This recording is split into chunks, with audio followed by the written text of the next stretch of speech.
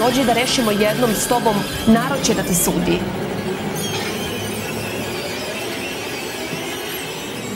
Ja sam donela diplome.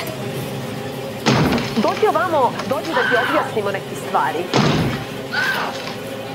Dok si ti ovde radio to što si radio, znači ja sam morala da učim 12 sati do 11 uveče. Treba da budem đak generacije, ja sam proglašena za đaka generacije zvanično u srednjoj školi. Ja sam radila da je osvojim. Meni to niko nije poklonio. Treba mi sve ti iskreno kažem. Ja sam toliko skromna da mi apsolutno ništa ne treba.